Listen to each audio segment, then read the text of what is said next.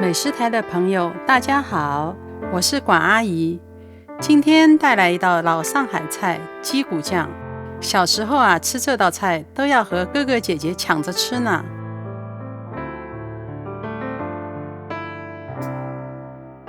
在以前物质匮乏的年代，我们精明的上海主妇用鸡骨酱做出了这道菜。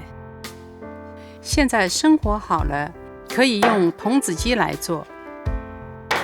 肉质细嫩，把它切小块。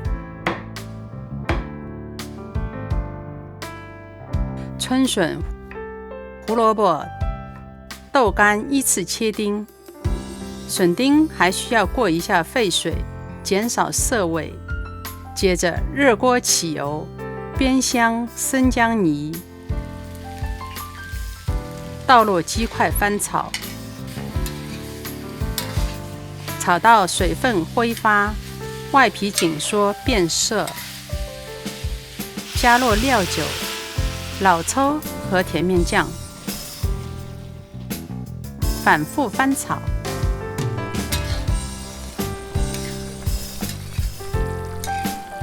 然后放入笋丁、豆干丁、胡萝卜丁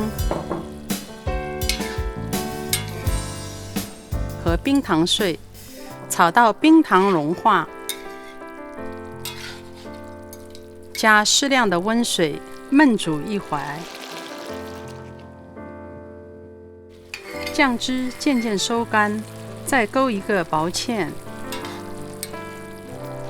这道菜好吃又好看的秘诀是：起锅前加一点熟猪油，炒匀，设着油量，看起来就很有食欲。